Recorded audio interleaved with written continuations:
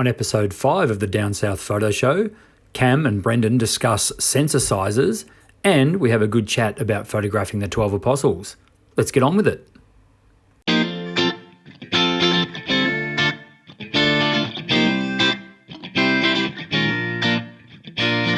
Hello everyone, and welcome down to episode number 5 of the Down South Photo Show. It's great to be with you again. I am Brendan Waits, and I am joined by my good friend Cameron Blake. Hello, Cameron. G'day, Brendan. How are you this evening? Not bad at all, thanks, mate. Not bad at all. That's good.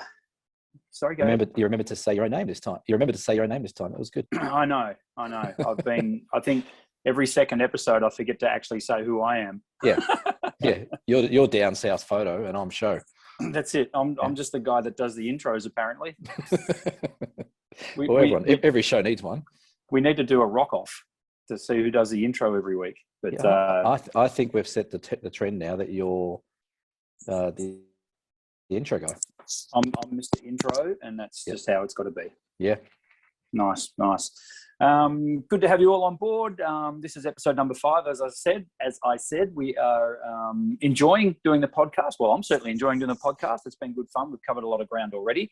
If you haven't already, the previous 4 episodes are sitting there above us on YouTube, or if you're podcasting this, I'm sure you can scroll back through and have a bit of a listen to the episodes. As I say, a lot of ground already covered, but we talk about a fantastic, we've got a great topic in photography, and it's pretty much endless what we can talk about. So stay tuned for more enthralling podcasts. Cam, what have you been up to this week? What have I been up to? Welcome everyone again. And episode 5, like you said, awesome. This week, actually, we forgot to do the subscriptions. Make sure people subscribe, and make sure when they're listening to us, make sure when they listen, they ring the bell and subscribe. Or if you're on iTunes, I learned this the other day. If you're on iTunes or a podcast, you can leave a review, like a Google review, and you can also share that with your friends. So you can share the review, and then it brings other people in to listen. So that'd be great if people can just send a few nice words or half decent words, whatever you want to say. So clearly I'm okay at intros, but terrible at promoting the podcast. So. No, that's okay. No. Look, we've got a running sheet. I thought I'd just, rock, paper, scissors. I thought I'll do the promo this week. Yeah. Nice. But it's great. It's good to be back for another episode. My week, I've literally just returned again, and I'm still in Melbourne. Maybe I'm moving back here. I don't know. Maybe I'm going to just move back to Melbourne. We're still here for another week. We go home this coming weekend.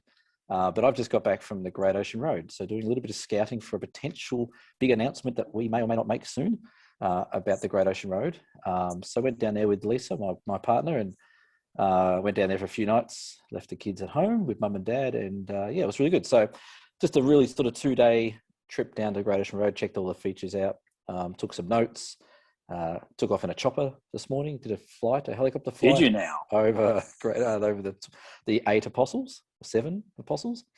So it was good. It was a good week. That's about it, really. I'm a bit tired after all the driving, and here we are. How about your week? How was yours going? Well, nowhere near as adventurous as yours, which has been a bit of a trend for the last couple of weeks, but that's okay. You've been on the road, which I'm very, very jealous of, and I would love to have gotten out there with you today. I'm assuming the photo behind you was taken this morning. Is that right? This was sunrise this morning. Yes, actually. And unlike Tasmania, well, actually, unlike everywhere at the moment, there was no one here. Amazing. I saw your live video this morning, and I went, hang on a minute. He's obviously parked his car across the car park entrance, so no one else can get in. There was no one there. I walked down there, and it wasn't the greatest sunrise. It's got to be in it to win it, which is a very big super tip that I give to people. If you're in bed, you're not going to get a sunrise from in bed. So no. But there was no one there. I think I was there for about 10, 15 minutes on my own, and a young bloke came down. He scared the hell out of me, actually. I didn't just see him rock up, and I turned around. There's a guy looking at me. This is this morning. This is with, what was this? This with the Fuji. This is with the Fuji. So I wanted to try and get some nice shots out of this one. That was with a bit of a wide angle lens. It was about a 2-second exposure, so you can see the water is a little bit sort of wishy-washy, which is the slower shutter speed. It was good. It was a nice morning. We had a fair bit of rain over the night, so I woke up this morning, things were nice and fresh. It was good. And not we too will cold. we will definitely come back to the 12 Apostles. That is going to be one of our subjects for tonight. We're going to talk about certainly one of my favourite locations to shoot photos, and of course it's fresh in Cam's mind, having just been there this morning. So Very fresh. we will talk a little bit about the 12 Apostles as we go on. Cool. We're also a little later on going to have a little discussion about sensor sizes, which is a topic of a little bit of debate, I think. Boxing gloves are ready. Are they? Yeah. I'm a lover, not a fighter, Cam. You know this. Yeah, thank God people listening to the podcast can't see that. Yeah, exactly. That's right. But my week, so another week of busyness. School holidays ended on Sunday, which I think probably lends itself to why there was no one at the 12 Apostles this morning except my good self. That's a good point. I had not even thought about that.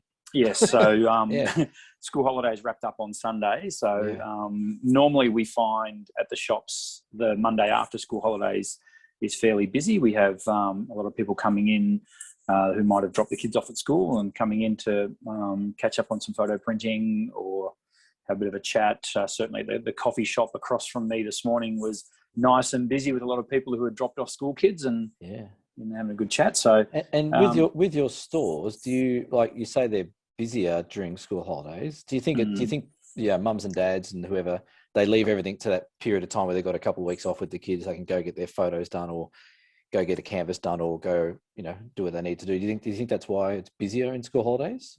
No, I find it's busier in school holidays for me because we are in a tourist area. So so there's more people. Yeah. Ocean Grove, even in winter, we are only 90 minutes from Melbourne. So Ocean Grove and Barwon Heads in particular, Barwon Heads is it's been for quite some time, becoming quite a trendy place to go for coffee and brunch and that sort of stuff. And it's got some beautiful spots where you can sit and check out the Barwon River as it feeds into the ocean there at Barwon Heads. And of course, Ocean Grove is literally a stone's throw away. So we get a lot of people across the bridge from Barwon Heads, hanging around Ocean Grove, looking at the shops and that sort of stuff. And that's where my shop is, and also my shop down in Torquay. And of course, Torquay's been a popular holiday spot for Melbourneites for quite some time. So we get a bit of a spike during school holidays. These ones are a little bit quieter, being winter, but of course, because interstate travel is now on the nose. It is, and getting worse again, which is bloody awful for everyone in New South Wales. Hello to anyone listening in New South Wales and in particular Sydney who are battling another COVID lockdown. Our thoughts are with you. It's a bummer. It is. Hang in there. And if you want to kill some time, there's 4 other podcasts just above us right here. There's about 4 hours worth of us two talking about what we love best. And occasionally we even talk about photography. We do. Occasionally we even make sense. And that's right. Hey, occasionally, yes. You've got a new coloured coffee cup. Nothing gets past me, Cameron Blake. It doesn't. You've gone from blue to yellow now. Yes, my darling daughter made me a cup of tea. Oh, very nice. And I didn't tell her off too much for making the wrong cup. That's okay. We can roll with this one. Surely we can Photoshop or just colour replace that cup to be blue and not yellow. I'm a terrible editor and I'm not going to get any better. So that cup is going to stay yellow for this episode. And for those of you listening on the podcast, rather than watching it, we also launched this little thing on YouTube. So if you do want to see the photos that we talk about, particularly our backgrounds, we tend to go on. Well, we go on about Cam because he knows how to change his background. Old granddad over here wouldn't have a bloody clue, and I fumble around with and live in the 4:3 ratio world. Yep. So, but anyway, it's So if you're listening in your car or you got your headphones on, you're out for a walk, and you want to see what we're talking about, you can also view this on YouTube, and you can subscribe to our YouTube channel, which is free. And you've got the little bell icon for that as well. So we are getting enough of the plugging, right? We are getting very close to 100 subscribers on YouTube, which again, if we both sat down and had a beer and said, hey, let's start a podcast / YouTube show, I reckon we'll get 100 subscribers. I reckon we would have both laughed out loud and just had another beer, I reckon. But yeah, that's right. We're heading in the right direction. We are heading north as far as the numbers are concerned, which is great. So if you've got maybe a family member or a friend of the family who's also into their photography, make sure you share it with them, and let's get this thing over 100 by the next podcast, mate. And if you're in, I found as well, there's so many little Facebook groups and all these different WhatsApp groups of photographers that all share photos and share tips and things like that. So if you're in any of those groups, feel free to drop a link in there, because there's usually, like, they're all like-minded people. They all love photography.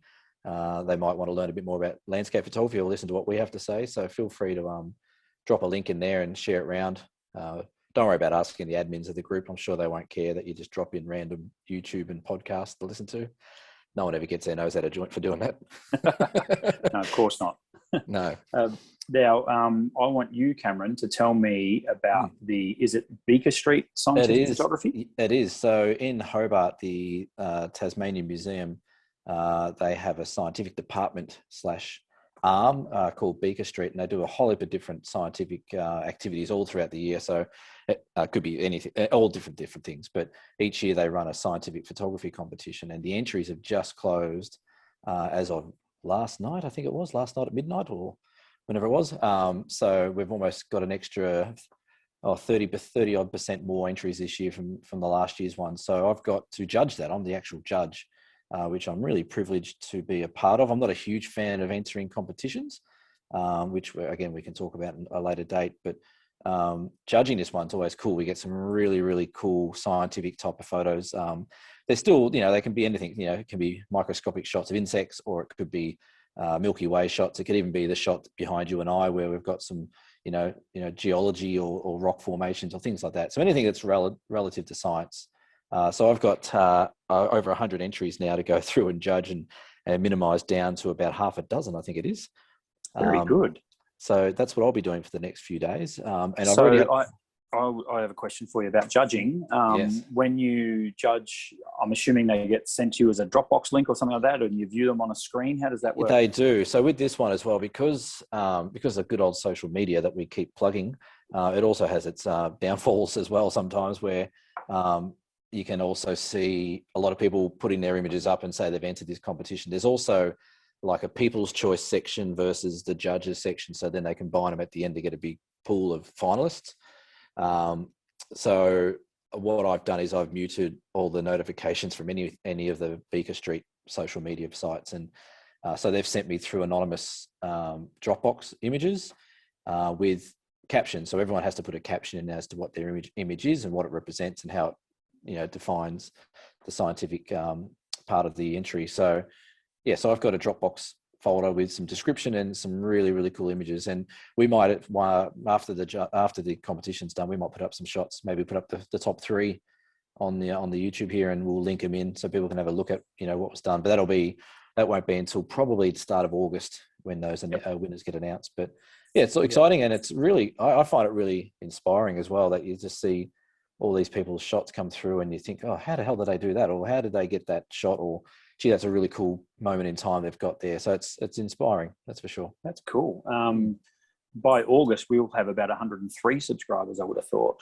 I reckon by August we'll have 200. Just put it out there. Nice, I like it. Yeah. Just keeping on this theme of judging competitions and things like that, when they send you the photos, do you feel the need to calibrate your monitor or anything like that, or because they're obviously looking at their monitor and you're looking at yours, and color's important and all that sort of stuff? Yeah, it is, absolutely. So a lot of it's, the judging criteria is more judged on the subject of what it is. So it's got to be a scientific subject. It's got to be also taken within Tasmanian or the southern Tasmanian region. So that includes sub-Antarctica islands and things like that. So there's a few criteria, but one of the criteria isn't really necessarily too much to do with the color correction and things like that. There's definitely an element of making sure people haven't over-processed or dropped in compositions or taken things out. So it's got to be as natural and as scientific as possible. But I do actually look, it's funny you say that, because I looked on my laptop and I also looked at my iPad to the same thing, just to make sure I wasn't missing colors or there wasn't something glaringly obvious that one monitor was worse than the other. So, but no, naturally I don't. But if there was one where I was a bit skeptical about color, I'd probably maybe run it through a couple of different monitors I've got and just make sure, Yeah. And do they have categories with a different brief for each category, or is it just one? It's one category. It's pretty much one category, but it's got to tick a few boxes as to what the photos of and description, and the description has to also provide identification or scientific identification of, whether or not it's a certain rock or it's a certain insect or a bird or an animal or whatever it might be. So they've got to be able to identify and name their photo and the description of the photo as well. So it's pretty full on. Like at the moment, we've got some, and if anyone wants to go have a look, all the entries are actually on the Beaker Street Facebook page. So if you type in Beaker Street photo competition, I think it is, all the 100+ entries are all online now, which people can go and vote on and look at. I can't. I'm doing my best to stay away from that. Well, I can, and I will put a link in description, and you can go and check that out. I'll flash it up on the screen or put it on a link in description, and you can go and check that out. And you'll see sounds awesome. There's some pretty cool shots, like some really cool Milky Ways, some really cool aurora shots, some really good macro shots of insects and a whole heap of different things. There's fungi. There's lots of all this different stuff. So it's worth a look. And it's another way of looking at sort of photography in a way, and landscapes within landscapes. There's always little things going on as well. So we'll put the link up and people can go check it out. And I think the winners get announced. I think they get announced on August 6th or August 8th, somewhere there, first or second week of August. Very cool. Well, we'll definitely share the link to the winners as well. And as Cam said, later on, we will show you some really cool photography from the Beaker Street Scientific Photography Competition out of Hobart. That sounds really cool, man. I have done a bit of judging for just local camera clubs and things like that. Hey, guy that runs the photo store, do you want to come and judge our photos? You seem to know what you're talking about. Yeah. Oh, geez, if you could sneak in a couple of prizes, that'd be lovely. It's funny how that always links in, isn't it? Yeah, no. Look, I'm happy to do it. I actually quite enjoy doing the judging. Some people find it a bit daunting, particularly when you've got to stand up in front of the actual person that took the photo and tell them how terrible it is, which has happened. But then you also get the pleasure of telling people how great some of their photos are as well. So it's the old what was the old thing, the old poo sandwich? Is that what it's called when you're giving critiquing? Start with something really good.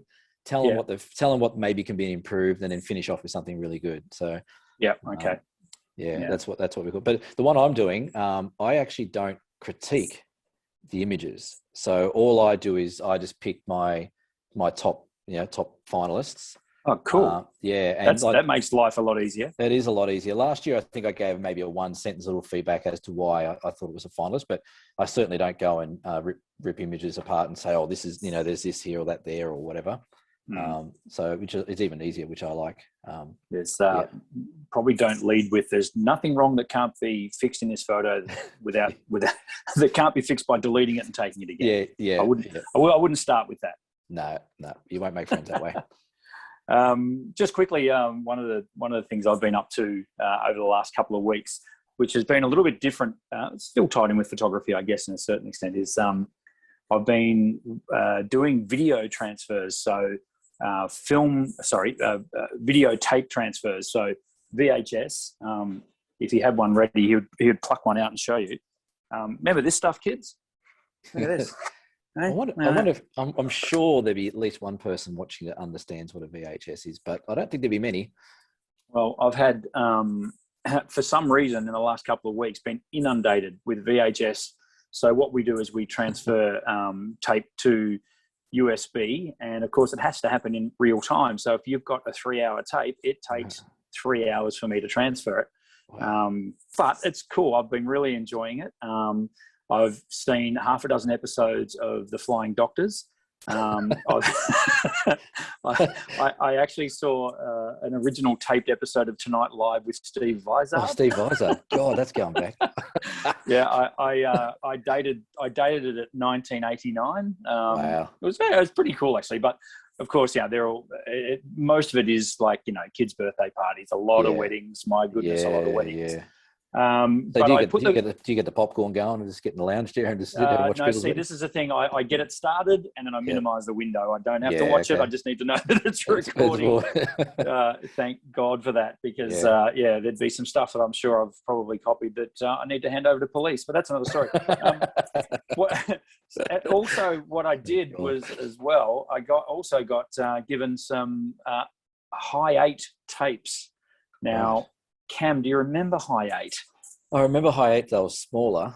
Yeah, they were. And if I remember rightly, when we used to do the video transfers. Here's one I prepared earlier. There you go. When we used to do the video transfers at Camera House, that brand we won't mention. Yes. They used to slide into the bigger VHS tape? No. See, now this is where the confusion begins, because what you're talking about is VHS-C.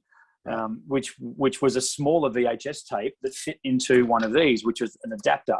Yeah. So you can see the small tape goes in there, and I haven't got a VHS-C tape here to show you. But anyway, long story short, I put out the call on my shop's Facebook page for anyone who might have a high 8 video camera, and lo and behold, look what I got. I've got myself a high 8 video camera. There you go. It's got 560 times zoom. It has 560 times zoom. It's awesome.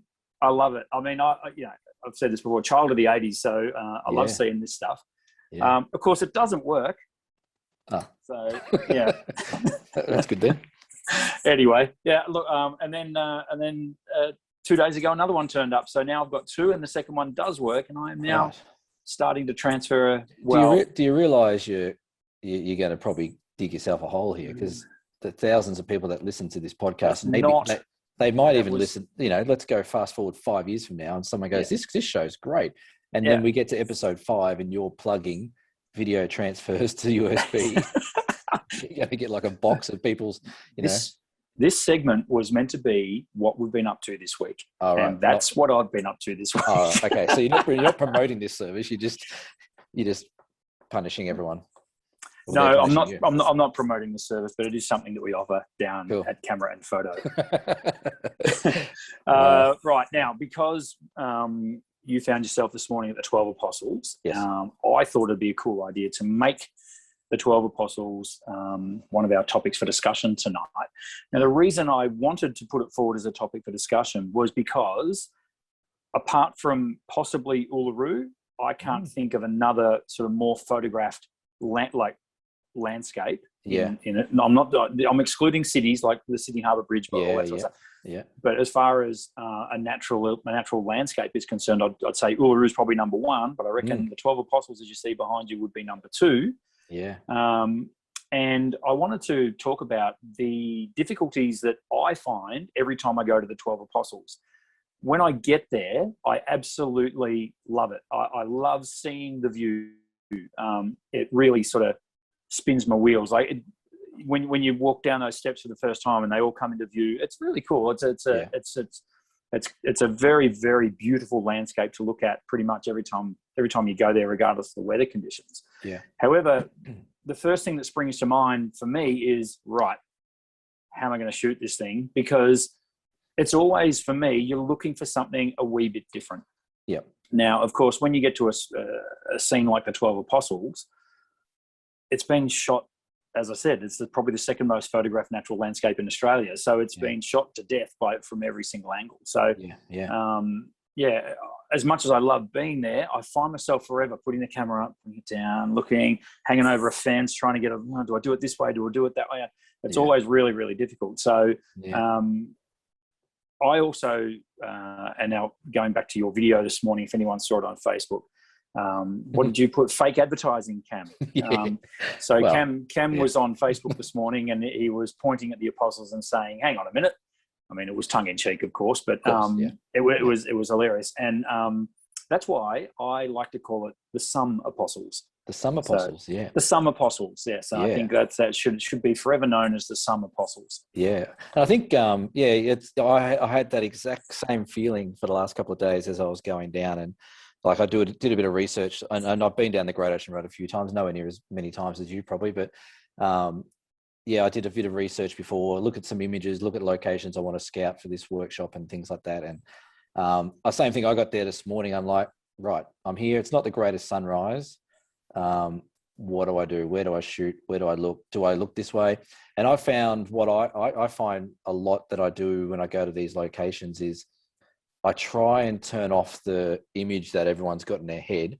And what I purely concentrate on is light. So behind me in this shot that people can't see, but we'll put it up on the screen maybe.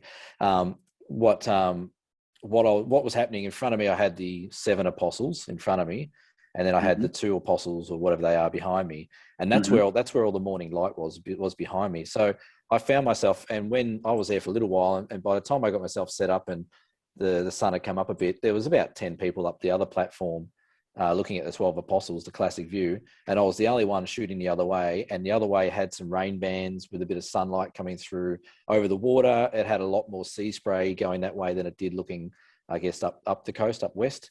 So I find myself when I go to these iconic places, and I think we can add Cradle Mountain to that list of most photographed places as well. I find myself thinking, okay, I'm here to take a shot of this location, but I'm going to let the light dictate where I point my camera, because everyone can go to Cradle Mountain and go, well, everyone knows that's Cradle Mountain. Everyone goes to the 12 Apostles and this classic shot, everyone knows it's that and Uluru. But trying to be a little bit different by chasing the light and maybe looking a little bit more abstract or putting different things in the foreground, that's how I try and switch my brain off a bit. But having said that, I also, for my own catalogues, also take the classic shot. Yeah, because you took the words right out of my mouth. That's exactly what I was going to say. Is you get there, I know the range of emotions you go through. It's like, oh, this is fantastic. Okay, and you're looking through your viewfinder, and you know you've literally just seen that on a postcard stand in Port Campbell, but that's fine. Yeah, you still get the shot. You still, as you say, to build your catalogue and to have the classic 12 Apostles photo. Yeah. I've been. Well, roughly this time last year, I was very, very fortunate in that the waterfall was flowing, which is currently in the image sitting over your left ear. Yeah, there's a little gap in that. That's where the waterfall goes. It was still flowing, and we saw that from the chopper. Ah, very good. I'll overlay my photo here if I remember to in the edit. It was nuts. We had one night in Port Campbell last year, and it rained the entire night, and I laid there with the biggest grin on my face because I knew the waterfall would be pumping, and it was really spectacular, something to see. So that sounds like my night last night. It rained all night in Port Campbell as well. And you got a waterfall. I got a waterfall, but what I did get a photo of, we went up to London Bridge, and there's a little section down the bottom of London Bridge where there's a lookout, and there's a river that runs out underneath this platform. And with the new Canon /Olympus 8-24/5, I actually was able to get a wide angle shot of the waterfall in the bottom left hand frame and the London Bridge and the water coming through. It's not awesome, but I was pretty interested to see. But I think that's that little creek that flows literally under the platform. It literally flows under the platform. Yeah, absolutely. Yeah. But for those guys listening and watching, I think also what happens is people who are right into their photography think, right, I'm going to 12 Apostles, Uluru, Cradle Mountain, whatever it is. And all of a sudden they get this little bit of nerve that, oh, hang on a sec, I can't go there and just do the same shot everyone's done. And I think people start to sort of internally stress about that. They get there, and I see it all the time at Cradle Mountain with people. I'll be there just chilling out, taking photos and do whatever. And I'll see people come up and you'll see them set their tripod up and then they'll take a photo, go, oh, it's the same shot as everyone else. And they start looking around, All the while, there's like this epic light going on behind them, or there's this amazing cloud rolling in or whatever. So I think for people listening, my advice would be get to your location, tick off that classic shot, get it done and dusted as quick as you can. Say, look, I've got that classic shot. Now I can switch my brain off and start looking around at other things that might interest me, such as light or weather or, whatever it might be. So, and then if something amazing happens, like if there was an amazing sunset behind me or sunrise, going on here, then I would have done the classic shot with that light because that's where the light is. But I think, the advice is don't paint yourself into a corner where you think, oh crap, I've only got to get this classic shot and I don't know what else to do. Get the classic shot, and then that'll free you open to think about the other ones, I think. Yeah, absolutely. That's very, very sound advice. And I'm exactly the same. I do particularly if I haven't been shooting for a while. I think if I've been on the road for a little while and you know, it tends to come a little easier to me if I've been behind the camera for a few days in a row in particular. Yeah. Compositions tend to come to me a little bit better. It's a bit like sport as well. Like I find that I'm exactly the same. I find even this morning I go there and it's almost like you just go through the motions. It's like, you know, playing footy, you're doing stretches or, you know, getting ready to have a hit of tennis or whatever. You do your stretches, have a few warm-ups. That's your sort of snappy, happy shots. And then you're like, right, okay, game on, I'm warmed up. My eyes trained into the light. I know what's going on. I can see what's on around me. Let's start snapping. And yeah, you're right. You know, compositions start coming more naturally. Yeah, sometimes you've got to calm down. I mean, yeah, you do. Yeah. You see these awesome landscapes in front of you, and you get that that real sort of classic adrenaline rush. And luckily for me, and I'm sure for you as well, Cam, that still comes. Like I still love the rush you get of being in these awesome spots, and also the effort that it takes to get to these places sometimes, and you need a payoff. Yeah. And sometimes you put a little bit of unnecessary pressure on yourself as well to capture a scene. Like the 12 Apostles or wherever you might be. And it can be a little bit hard just to, well, hang on, calm the farm here. We've got here. Let's have a good look around. You also find, if you've ever had the misfortune of coming with me on a shoot, I am forever crouching down. I find myself getting low to things and then I'm jumping up again because in one of my workshops, I've always said to people, forget the fact that your eyes are 5 foot whatever off the ground and four foot down. For some. Yep. Thank you. Get down low if you can, get up higher if you can, all that sort of stuff. And just looking for different perspectives that the average viewer wouldn't have seen unless they were a photographer or unless they had the camera in front of them trying to make a composition. That's going to lead to a much more interesting photograph. Yeah, 100%. Quick story about I was at the Some Apostles. It was Anzac Day, I want to say 2009, with a friend of mine, and it was absolutely heaving. Of course, this is no COVID times. There was about 400 buses in the car park. There was people everywhere. Got out to take the photos, wandering around, and a massive hailstorm came across. Cool. Me and my mate, who was into his photography, were the only two that crouched down under a little salt bush there, one right over your shoulder, as a matter of fact. Yep. And waited it out, and then the light came, and everyone was gone home, and the rocks were saturated and throwing the light back at us, and it was nuts. Really cool spot. Yeah. Well, just don't be a fair weather photographer. I might make a T-shirt up with that on it, because the best shots I've ever got have been exactly those kind of scenarios where I've just put up with crap weather, whether or not it be dust, heat, or snow, sleet, hail, whatever, because just straight after that moment, you're right, like the light just pops. And that's exactly what happened this morning. We're getting some rain showers coming over the scene here. And it wasn't heavy, it was just sort of spitting, but it was just that, rolling through. And I knew as soon as it would roll through, you'd get a little bit of light coming through. So every 10 minutes, there was just this little glimpse of nice light. And a lot of people put their hoodies up and just walk back up to their car, and you just got to wait it out. You're not a landscape photographer unless you're bordering hypothermia. Well, I agree, and there is no such thing as bad weather, only bad gear. That's true. So anyway, the 12 Apostles, or the Some Apostles, great spot, and looking forward to maybe getting down there again soon, and putting on something pretty special. But Now, before we leave the topic of the Some Apostles, I'm going to point out an interesting thing that's in your photograph behind you that you may not have already noticed. Can I try and guess? No. Right. So what am I going to talk about, Cam? Are you going to talk about the apostle that fell down? When you were down there? Yeah, 2005. Yeah, we're talking about that today. I actually remember, now it might have been very early days of texting, that you sent me a text about it. There you go. And I jumped on the Herald Sun website, and it was the lead story. Yeah. Well, we rocked up in 2005, and I remember driving, I think we must have been coming from Port Campbell. I think we'd been down and visited a friend. Actually, no, we'd actually been to our friend's wedding, who I caught up with today on the way home, which is amazing. I haven't seen her for 5 years or so. we were down at Port Fairy for her wedding, and on the way back, we thought, oh, we'll do the touristy thing. And we're driving along the Great Ocean Road. I'm like, geez, there's a lot of helicopters around today. Like, is this what this place is like all the time? And we rocked up there, and there was people bolting across underneath the road and cars going everywhere and God knows what. Actually, I don't even think the tunnel under the road was there in 2005. No, it wouldn't have been. That came along a bit later. Yeah, I remember people darting across the road. And we thought, oh, God, someone's fallen off or something's happened or whatever. And we got there, and I think from memory, we saw one of the last little bits fall off.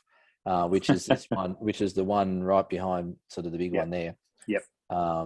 So that was pretty exciting, but we missed it. We missed the main action by about 15 minutes, I reckon. So yeah. It always cracked me up a little bit. I mean, it just so happened that one of the apostles fell down in our lifetime. Yeah. Now, the odds of that happening are ridiculous.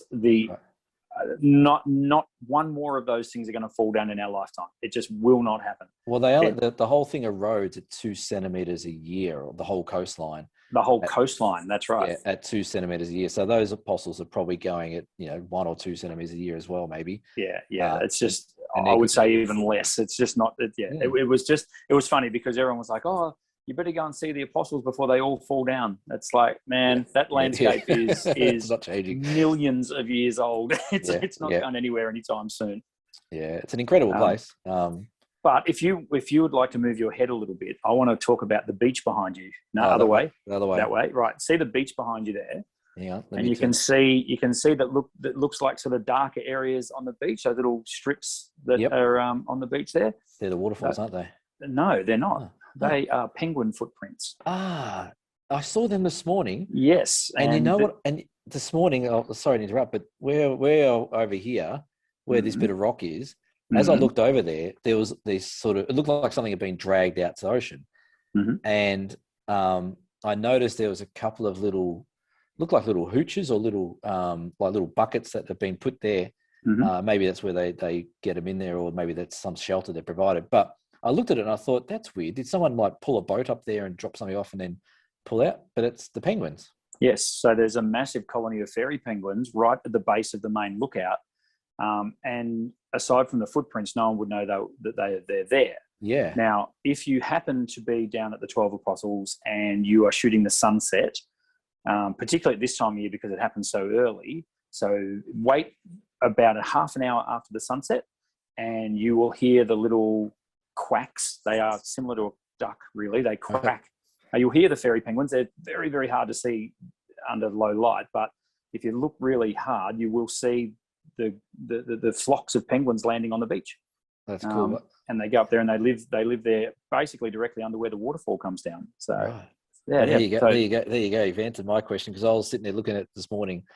I'm like, I can't figure out what that is. It looks like a boat's pulled up, or well, I didn't even think of penguins. I know they're down there, and I know there was some up further, but yeah. Oh, there you go. You also get them at London Bridge. Massive colony at London Bridge, because both at the 12 Apostles behind you there and at London Bridge, you can't actually get onto the beach. So it's the perfect spot for penguins to build their colony. And so nice one. Right, moving right along from the some apostles, which will be mentioned many times during this podcast down the track. Hashtag some apostles. Some apostles. Cam and I had a little discussion a couple of nights ago, was it even last night? I can't remember now, on Messenger about cameras, and in particular... Because we never stop talking in photography. That's how dedicated we are. That's how sad we are. No, we love it. We love it. And the topic of cameras came around, which it always does. Can't get enough of it. And Cameron was talking about how good his Olympus EM1 Mark III is. And before I go any further, we are not sponsored. This is not sponsored content.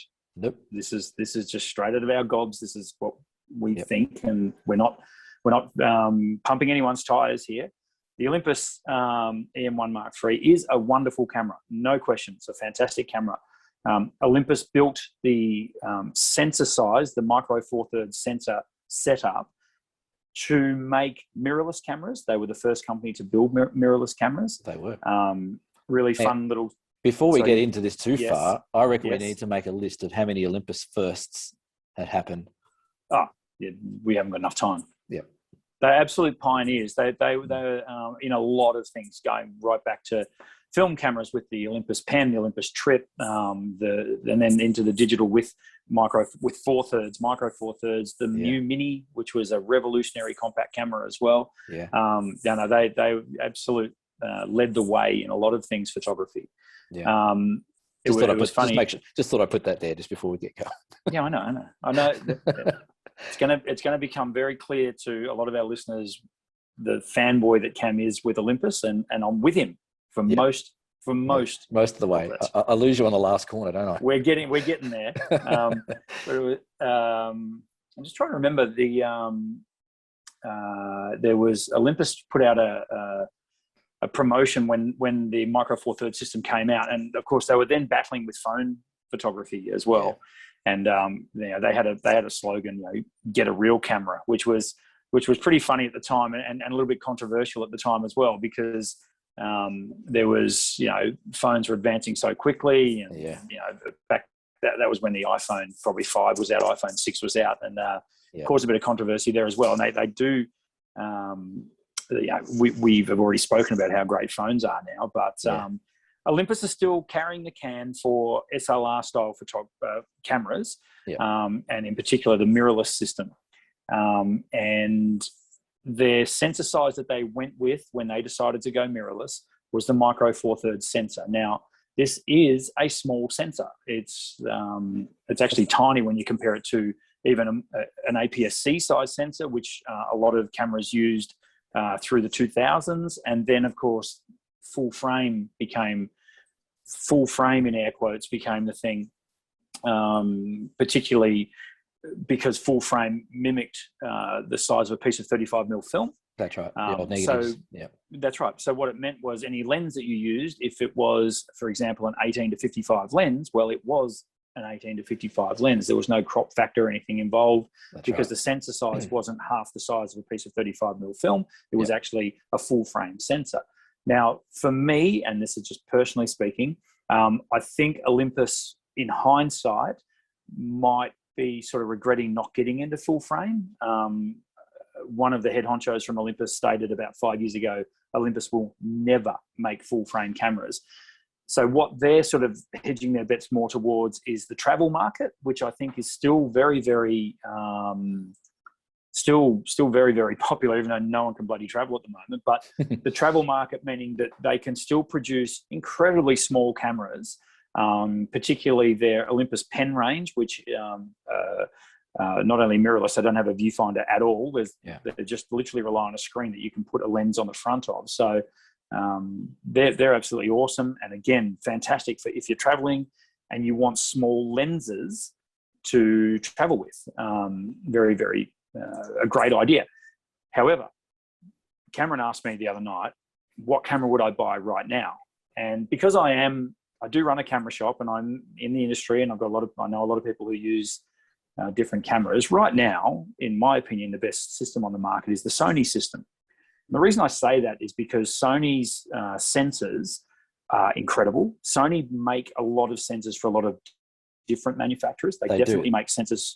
Yeah. They definitely make sensors for Olympus, which is kind of ironic, I suppose. But Olympus have always modeled themselves as an optical company rather than an electronics firm, whereas Sony bought into the Zeiss system for their lenses, but Sony ran with full frame very, very early in the piece. They are now about 10 years down the roadmap of full frame technology. And what I'm seeing from, particularly when I'm printing pro prints and things like that from people who are using the Sony system, I'm just seeing a higher level of clarity in the image. And that's not necessarily to do with pixel count or pixel density. It's also to do with the technology where Sony have built from the ground up. So they basically took all their lenses and threw them in the bin. They built a brand new system from the ground up in the A series, and then designed their lenses to marry to a full frame sensor. So you're getting the electronics, so the digitization of your image from the get-go, from the entry point on the lens right through to the image processor. So from my point of view, and from what I've seen, if someone held a gun to my head right now and said, you need to choose a brand new camera for landscape, it would probably be a Sony a7 III, which is a 24 megapixel full frame camera that I love. And what lens would you want with that? 16 to 35 f4 is the one I am actually having a good look at the moment. Right. I would probably spend the extra $1,000 and get the 16 to 35 f2.8. And the reason I would do that is purely for Astro. So does that come with 2 knee reconstructions as well? See, now it's not that heavy. Well, yeah, true. Well, look, they're all good, great points. And I'm not going to sit here and rag out any brand of camera, because as we said the other night as well, like, it doesn't matter what camera you're using as long as you're out there having fun and getting the results you want. But again, I think what you're saying is important in regards to the process of photography. Like, I'm big about the 3 steps. So we shoot it, we develop it, and then we print it. And obviously you see a lot of the last bit of printing, because that's what you do. You're a professional printer, and that you get all the images coming through to you. What I always have, that I get this question a lot on workshops is, full frame versus crop sensor, APS-C or micro four thirds, which one's better, which one's not. And I would say any given workshop or any given guest that I talk to, the first thing I'll ask them is, how many prints do you make each year? And what do you do with those prints? And, what's your purpose of shooting? And the majority of them say, I don't print much. They just sit on my hard drive. I share them on Facebook, Instagram, share them out with my friends or whatever. I might print the occasional one or make a calendar up for something each year. And my pushback to that is, then if you're not printing stuff to a point that it's got to be bigger than probably A2 or bigger, then to me, I do not see any extra benefit of having a full frame camera versus an APS-C or a micro four thirds camera. And I think, based on the majority of people shooting, like professionals, completely different story. They need to be able to provide really high quality images, really high quality resolution. They may need it for commercial use or billboards or magazines or whatever it may be. For landscape photography, again, you might be doing massive prints for customers or putting in your gallery. But for the majority, and I would say, the 98% or more of people who are just shooting landscapes, they're not printing anything bigger than probably A4 or A3. And in that scope, I don't see that there's a huge difference when someone puts a picture on the wall that's out of an Olympus micro four thirds or a Sony full frame digital camera. I don't think you can sit at a reasonable distance and say, oh yeah, that's heaps better than that one. No, so you've hit the nail on the head there. And see, I can now produce canvas prints for people from an iPhone. Yes. And what I always say to people, if it looks good on your screen, and particularly when you've pinched it in and zoomed it up a little bit, and you can still see plenty of detail, it's going to print beautifully because of correct viewing distance. Yep. Now, this is a term that gets lost a lot, because no one is going to walk into your house and look at your canvas print from here and go, wow, that's really sharp. Yep. It just doesn't happen. Correct viewing distance, for those playing along at home, correct viewing distance for me, and it's generally the rule of thumb, is 3 times the diagonal. Yep. So, for example, if you have a canvas that's a meter on the diagonal, that's a big canvas. Correct viewing distance is 3 meters away. Yeah, that's right. It's apparently quite a similar formula they use when you're choosing a big screen TV for a room. It is. If you can sit 3 times the diagonal away, then that's correct viewing distance. And I think that works pretty much the same on a print. And I think going on further than that, these, like I said, these are the conversations I have standing on the side of Dove Lake, freezing our bum off as we're doing Wait for the Light for Cradle Mountain. I'll put that to people. A lot of these people are generally full frame users who, it almost seems like they're trying to justify why they've bought the more expensive camera or the bigger camera or whatever. And the next thing they'll say, well, if that's the case, well, with a full frame camera, I can crop so much more heavily because I've got more pixels to crop from. If I crop down the Olympus camera down to, most of them are 20 megapixel. If I crop that down to 16 by 9 or square, I might be getting down to 14 megapixel or 12 megapixel. And my response to that is as well, and this comes back to maybe just being more of a traditionalist kind of photographer, if you are heavily cropping your images to the point where you need that, 40 megapixel full frame camera to crop, an inch size of that frame out, you're shooting on the wrong lens, you're shooting at the wrong location, and you're not doing yourself any favors by reducing or cutting out so many pixels. So a lot of people say, but it gives me the ability to crop so heavily. My answer is, we'll just change lenses. Crop optically, don't crop digitally. So if you want a shot of that one apostle behind my head there, don't take a wide angle shot and then crop it out, because you also then you start creating perspective issues where, a longer lens and depth of fields and things like that. Change your lens, shoot the lens that you should be shooting for that topic. So that they're the 2 points I always push back with when people say, "Oh, but it's a half frame sensor or it's a micro four thirds sensor." I will say one thing though, with full frame sensors versus my Olympus crop sensors, is if you're doing astro or Milky Way work or Aurora stuff, then the full frame, especially with the Sonys, I know the Sonys are probably, if not industry leading, they certainly should be very close in regards to lack of noise and the ability to crank that sensor up and not get as much noise. That's where. So this comes back down to pixel density and cramming. For example, EM1 Mark III. I'm going to take a guess here. I think it's a 20 megapixel camera. I think so, something like that. It is 20 megapixel. Yeah, 20 megapixel camera. So the Sony A7 III. A7 Mark III is a 24 megapixel full frame camera, but the sensor size is so much bigger, the pixels are more greatly spread. Now, noise is definitely an issue.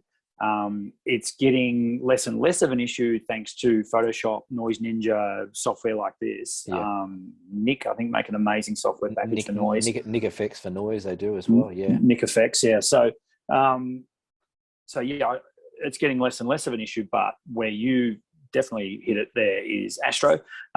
You're quite often wanting to shoot at 400 ISO, 800 ISO, 1600 ISO, and that's where the full frame sensor will win out every time. Unless, and I wouldn't put it past them, unless Olympus can improve on their the low pass filter and the different filters that they put in front of the sensor to improve that. And that could be where we're headed, and fantastic. And I think again with that as well, like with my Olympus cameras, I generally don't push them any further than 1600 ISO, because any more than that, it starts to get a bit grainier. But having said that, like I've got Milky Way shots, I've got Aurora shots, I've got Astro shots that have been good enough to publish in Australian Geographic. So if it's good enough for that, Australian leading photography magazine to say, yeah, those files are fine. Again, if someone said to me, hey, this shot of the Aurora, I want you to print it 1.5 meters by a meter, I would probably say, you know what, it's going to look maybe a bit grainy. But that's where the full frames, that to me, and that's hand on heart, that's the only part of a full frame camera benefit that I can put over what I use with my Olympus camera as well. So yeah, for sure. And I actually think I give it maybe 5 years, maybe less, the DSLR will be dead. I can't see any point now why mirrors still need to be inside digital cameras anymore. We've proven that full frame works absolutely beautifully. I mean, it's no surprise to anyone that both Canon and Nikon jumped on the full frame bandwagon, mirrorless full frame bandwagon, once they realized that they were losing so much market share to Sony. So now you've got cameras like the R5, R6 from Canon. You've got the Z series from Nikon, which I was just looking at today for a customer. We've got the Z5, Z7, these sort of cameras, and then now in their second and third generation as well. So have they put 2 card slots in the Nikon yet, or are they still rolling with 1? They've got 2 card slots in the A7, but the A5, no. I could be wrong, actually. I'd have to homework. I know when Nikon brought out their first, and I've got a lot of friends that use Nikon. It's always a bit of a go-to punch in the guts type of thing. But Nikon brought out their mirrorless, 10 years later. Had one memory card slot, had hardly any image stabilization, had all these things that were already a decade old. So and that's another thing like I really do like about Olympus is like they're innovative. They're pretty much the market leaders in image stabilization. We spoke about hand holding 2 second shots. I actually got a shot on the weekend down at Great Ocean Road. It was a 6-second shot, handheld, and it's sharp enough to print A2 quite easily, and it's incredible. So, and also I think that's something that Olympus did really well. The weatherproofing as well. You can shoot. I've had my Olympus cameras in literal blizzards, dropped them in snow. I've seen an Olympus EM1 Mark II be submerged for 5 minutes in a pond and work, pull it out and, Yeah. and work straight away. So and again, it's horses for courses. It's people invest in camera gear, especially Canon and Nikon. People have got lenses that they've invested in. You can't go wrong with any cameras. This is the other big issue, isn't it? The legacy lenses. You've got lenses that work on, for anyone who came across from film, they might have had EOS lenses that have got to come across to the digital thing. The irony there is, of course, that Nikon and Canon's full frame cameras, you need an adapter. You need an adapter. The lenses are not native. They don't fit on the new, which is, really interesting. And just going back to what you're saying about Nikon, in my opinion, Nikon rushed to market for full frame. And tripped over themselves trying to get their cameras out. And that's why very quickly the Z series, Z5, Z7 were followed by the Z5 Mark II and the Z7 Mark II. They've come out really quickly and have vastly improved the system. I think Canon would probably admit they did the same thing with the R5, R6 series of cameras as well. But look, absolutely. They were very reluctant to seem to go there, weren't they? It just took them a long time to catch up, that's for sure. Which was kind of funny. It was like, well, did you learn nothing from the digital revolution? Like, companies like Kodak. I was going to say Kodak. Imagine Kodak, we're not going to make it. We made the first digital camera and then never made any others. This won't catch on. We'll stick to film, thanks. Unbelievable. And that's what happened. I mean, Kodak is one, Agfa is another, Minolta is another. Minolta. Gone.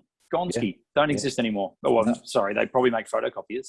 Yeah, well, they got bought out by Sony, didn't they? Minolta? They did. They did. Sony originally, when they got into their digital cameras, bought the Minolta mount system because, again, for that legacy reason, knowing that there'd be a lot of Minolta lenses out there, didn't last long. Sony wanted to reinvent the wheel there, and they did. They put out a new mount system and away they went.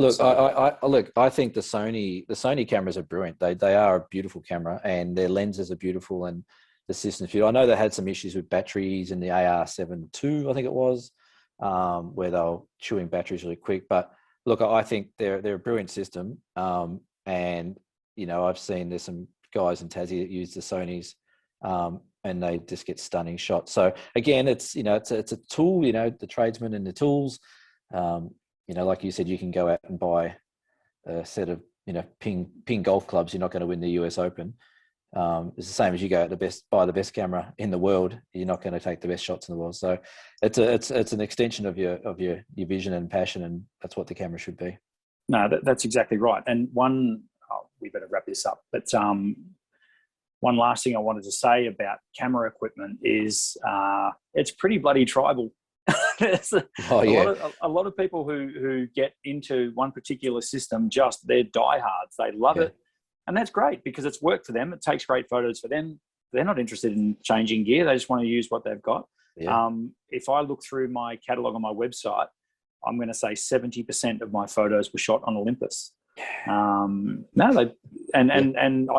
got some awesome photos.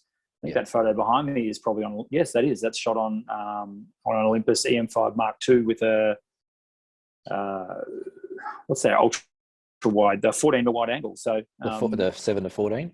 No, the 9 to 18. Oh yes, yep. Yeah, beautiful. I said the wrong thing. 9 to 18, which is a great lens.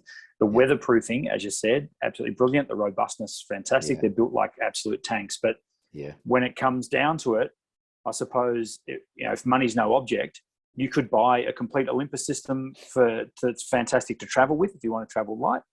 And you could buy a full frame Sony, Canon, Nikon, whatever system that you want. So you don't necessarily just have to get one brand. Having said that, quite often though, the menu systems translate really easily within the brand. So if you've got a particular Olympus camera and then another Olympus camera here, you're going to know how to use them. Same with Nikon with their APS-C system. It's now very familiar to their full frame users. So it's a shallower learning curve and therefore generally easier to use and therefore generally easier to get great photos with. So great topic. If you've got any comments about sensor sizes, leave a comment below. If you think we need to revisit this subject, we would love to hear your thoughts and opinions on that. So to conclude, we don't have a winner, do we? There is no winner. There's no winner. There's That's never right. going to be a winner. No. There's always going to be different people with different opinions on this subject. And as I say, because I'm lucky enough to be in the industry and I've been able to use and see the results out of all these cameras, I can make a pretty informed judgment on it. But I think, as you say, at the end of the day, horses for courses, folks. That's it. Beautiful. So moving right along, we have we're probably getting close to time, so we won't be too long on this one. We have our Dear Cam segment. I can't believe someone else has done a Dear Cam. I was going to say our very incredibly popular Dear Cam segment, but yes, it's not that popular. Yeah, it's running at about a 50% kill rate at the moment, isn't it? Yeah, it is. But anyway, that's right. Jenny from Drysdale, my neck of the woods, just over the way here. Jenny from Drysdale, Dear Cam, can I still shoot good photos on a film camera? Oh, hi, Jenny. Yeah, you can. Simple answer. Yeah, absolutely. I still shoot film quite regularly on my trusty Olympus OM3 Ti. Plug, cha-ching. You're such a fanboy. Oh, yeah. Like I said, we could do a whole series on that. But yeah, definitely film. I think you still can, and it's funny. It's a good question in a way because I shoot not only 35mm film. I actually still shoot a bit of 5" by 4" film, so large format film on my large format camera. And because you've been shooting digital so long, and I learnt on film. I studied on film and I learnt on film. So I'm showing my age there where I actually did shoot quite a bit of film. But I took some shots over the course of the last probably 6 to 8 months all around Tassie on my large format film. And I just sent them off to Van Bars in Melbourne here to get them processed for me last couple of weeks. And every time I put, it's just that whole thing where you chuck in film, you're like, what the hell have I got? Am I going to get any good shots or not get any good shots? And I got some shots back. I got a couple of rolls of 35mm and about 8 sheets of film. And all but a couple of them I was really happy with. Like, straight out of camera, they had fairly good composition. The exposure was sort of spot on for most of them. So I think you can. I think definitely you can get good shots on a film camera. But I think the beauty of film, and this is something I try and teach in workshops, is I actually try and drive it into people that if you're shooting digital, shoot like you're shooting film. Don't take 1,000 shots of the one scene. Take 10 killer shots of the same scene. So take your time, make sure your settings are right, make sure your composition's right, make sure you're there at the right time of day. So get all the, the pre-stuff ddone. And then, if you shoot on film, there's nothing saying you can't get shots that look like, the shot behind Brendan there on film or the one behind me on film. You don't get that extra adjustment of editing afterwards. But I think, I shoot on things like Fuji Velvia, Fuji Provia, Kodak E100 and Ecta, all amazing different types of film, C41 and E6. But there's still a bit of a buzz I get looking through a loop at a slide, and to something that just looks more realistic. A negative to me or a slide negative looks more realistic to me than what a digital file does. And I can easily tell the difference between digital and film. So the answer is, yeah, it's an absolute massive yes. I think you can. And I think it's a great way to hone your skills. And I think it will only improve your digital photography. Very well put. I would absolutely 100% agree with you. Only because, well, not only because, but one of the main reasons is we shot on film for 75 years. Yeah. Jenny from Drysdale. So, and there has been, some of the greatest images ever captured were captured on film. Yeah. 100%. I don't know. I hear your argument about, or what you're saying about how good film is and how organic and how natural it can look and feel. Yeah. The downside for me when it comes to film is the expense of it. That's right. I'm selling 35mm film at my shop, $10 a roll to buy it. If you just do a basic develop only and get digital, ironically digital files from it, $24.95. Now there's $35. I can now sell you a 16 gigabyte memory card for $35, which is going to hold 7,000 photos or something, or whatever, depending on the camera you're using, 4,000 photos. And time again. That's exactly right. So I get it. I understand film and I understand the love of film. It's like vinyl records, there's something about them. There's something very tactile about film. There's something very nostalgic and very retro about film, and I understand all that. But what I will say is that you will definitely hone your skills on film a lot quicker than if you're just shooting digital. 100%. Yeah, because you have to, because every time you push the button, you've spent $1. So I think, to me, like you're right, like it is expensive. Like I buy sheets of Fuji Velvia, 20 sheets, and it's close to $200 for a box of sheets. And then it's, another $10 or so to develop each sheet. So it's a lot of expense involved. And I wouldn't say to someone, hey, look, if you want to get a better photography, go shoot 80% of film. That's just not going to be feasible for most people, because it's just going to be a waste of money. But I think the process, I'm willing to sort of sacrifice that sort of outlay if it means that it makes me a better digital photographer or photographer in general. And I love, especially with the 5" by 4", you've got front element movements and rear element movements, all these different things about the camera. Like each photo takes 20 minutes to do. So it's not a get to the 12 apostles right on sunset. It's get there half hour before the sun comes up, get everything ready, and just wait for that moment. So if anything, I think the experience of shooting film teaches you patience, and I think it will make you a better shooter in the long run. Yeah, absolutely. Very well answered. Very, very good, Dear Cam. So if you've got a Dear Jenny. Cam, good on you, Jenny from Drysdale. If you've got a Dear Cam question, post it below. It generally becomes mostly Dear Cam with a little bit of Dear Brendan shoved in the end, because I can't help myself. So if you want us to answer a question, send it to, put a comment below or send us an email. We are over time, which means it's probably been a good podcast with us gas bagging on. Yeah. I would just like to quickly do a little plug for camera and photo. So visit cameraandphoto.com.au, check out some of my photography, but also audio prints online through cameraandphoto.com.au. Do you process E6? No, you don't, do you?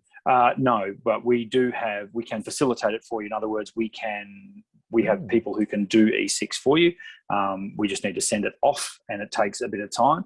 Okay. Yeah, look, we do C41 processing. I have a lot faster access to C41 stuff. Yeah. So all regular 35mm film processing gets done in Geelong, whereas the E6 stuff has to go to Melbourne, so it takes a little bit longer. So fair enough.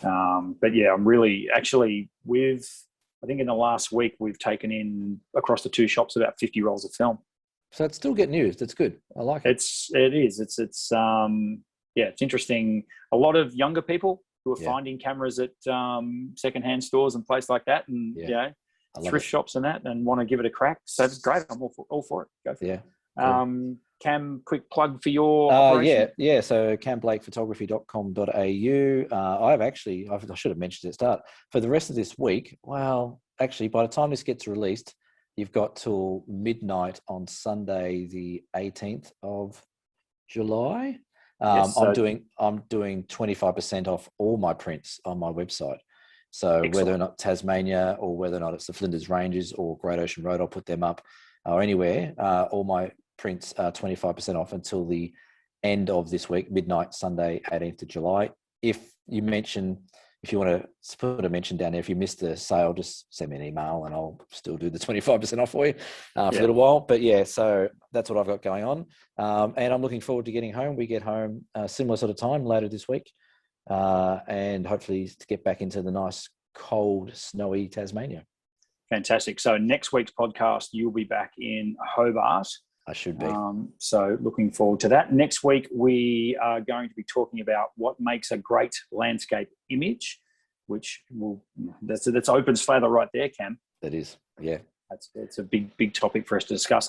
Yeah. Thanks everyone for tuning in. It's been fun. It's episode 5 in the can. We will catch you next week. Cam, travel safe back to Hobart. We'll talk to you next week as well. Awesome. Thanks for everyone for tuning in, and we will talk to you next week. Thanks, guys. See you soon. See ya.